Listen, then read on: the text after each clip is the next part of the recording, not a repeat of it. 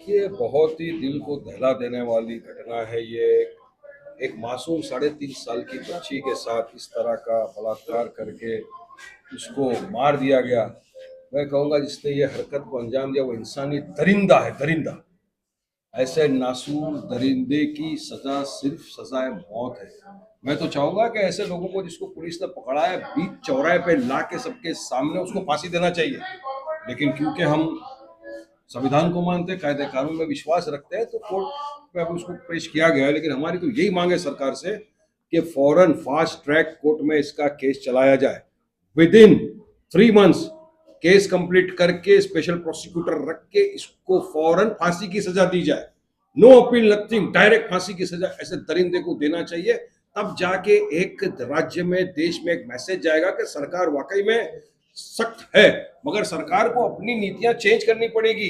ये नफरत फैलाना छोड़ो, मुद्दों से ध्यान भटकाना छोड़ो। आज महाराष्ट्र राज्य के अंदर इतनी बर्बरता हो रही है, एक मासूम बच्ची के साथ ये हो रहा है। कल हमको रात को समझ में आ रहा है कि वर्ली पुलिस स्टेशन का कोई अधिकारी था, वो एक 9 साल की बच्ची के साथ गलत हरकत करते हुए पकड़ाया, उसके ऊपर केस हुआ। तो ये क्या हो रहा है?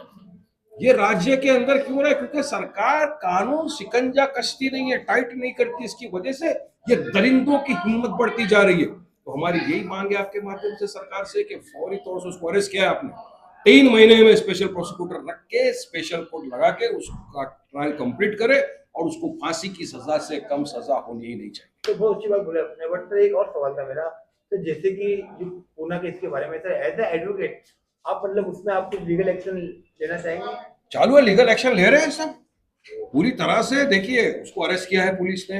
वो दरिंदे के ऊपर पहले भी 1-2 गुना थे, तो ऐसे को क्यों नहीं रोका गया? किस क्या वजह थी जो वो बेल पे आया, बाहर घुमा और इतने उसने दरिंदगी की हरकत को अंजाम दिया?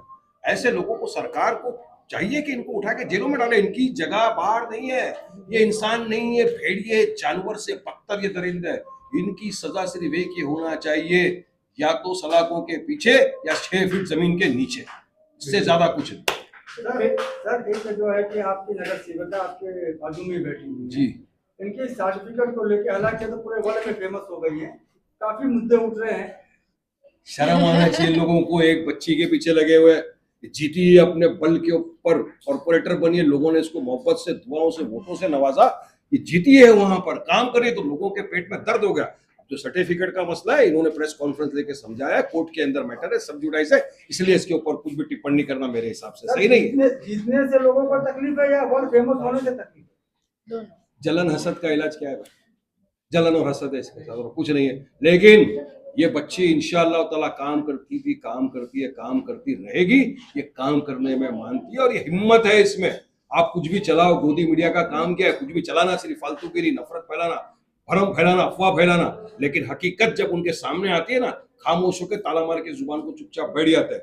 और इंशाअल्लाह ताला आपको यकीन है कोर्ट से जस्टिस, इंसाफ मिलेगा। और हमारी बेटी काम कर रही थी, करती है, करती रहेगी इंशाअल्लाह, और आगे बढ़ेगी और मेहनत से काम करेगी। ये हमारी भी चाहत है, ये इसकी चाहत है, ये इनके वार्ड के जो लोगों ने जिसने इनको मोहब्बत और दुआओं से, वोटों से नवाजा, उनका भी ये मानना, काम करेगी। एक आखिरी सवाल है, बुलडोजर जस्टिस को आप किस तरह से देखें? देखिए, मैं समझता हूँ कि सुप्रीम कोर्ट ने भी कहा है बुलडोजर पॉलिटिक्स नहीं होना चाहिए या संवैधानिक। Without following due process of law आप किसी के भी घर के ऊपर बुलडोजर इस तरह से नहीं चला सकते। मैं भी वकील भी, कायदे कानून का पालन भी करता हूँ। मगर होता क्या है पता है आपको? अगर कोई मुसलमान पकड़ा गया ना, तो बिना रूल ऑफ लॉ फॉलो किए, बिना कोर्ट कचहरी, उसके घर पे बुलडोजर चला दिया जाता है, असंवैधानिक काम कर दिया जाता है, ठोक डालूंगा वाली पॉलिसी इस्तेमाल कर दी जाती है। लेकिन वहीं पर अगर कोई मुसलमान नहीं है, वो पकड़ा जाता है, तो फिर सबको याद आ जाता है कि नहीं, कायदा पालन करना है, ये करना है। तो मैं समझता हूँ संविधान ने इक्वालिटी की बात की है। इक्वालिटी के हिसाब से अगर देश चले तो सबको हिसाब इंसाफ बराबर मिलना चाहिए।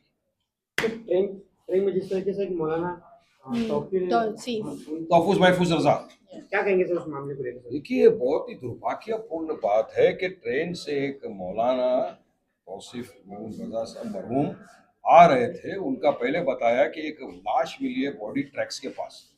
उसके बाद 2-3 दिन तक कुछ नहीं चला। उसके बाद जब उनकी बीवी का एक ऑडियो वायरल हुआ जिसमें वो मौलाना से बात कर रही है और मौलाना बता रहे हैं कि मेरे साथ ट्रेन में मारामारी की जा रही है, मुझे मारा पीटा जा रहा है, ये किया जा रहा है। वो ऑडियो मिलने के बाद और जब मजलिस इत्तेहादुल मुस्लिमीन ने, हमारी पार्टी ने आवाज उठाई, हमारे बिहार के अध्यक्ष अख्तरुल इमान साहब ने आवाज उठाई, तब बरेली पुलिस ने स्टेटमेंट दिया कि हाँ हमारे पास नई चीज मिली है, अब हम उसकी इंक्वायरी करेंगे, जांच पड़ताल करेंगे और ये पता चल रहा है कि उनकी सारी रिब्स जो है वो टूटी हुई निकली। तो ये बताइए कितनी पुलिस की लापरवाही है। एक मुसलमान को इस तरह से मॉब लिंचिंग करके मार दिया गया।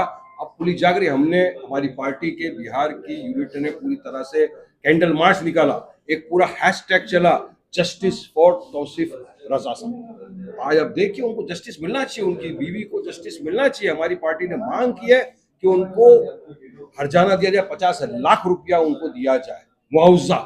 और जो भी दरिंदे जिन्होंने एक मौलाना को ट्रेन के अंदर बर्बरता से मार के मॉब लिंचिंग करके फेंक दिया, उनके खिलाफ कानून कार्रवाई करे और जो भी पकड़ा उसको सख्त सजा मिले। शुक्रिया। अस्सलाम वालेकुम रहमतुल्लाह।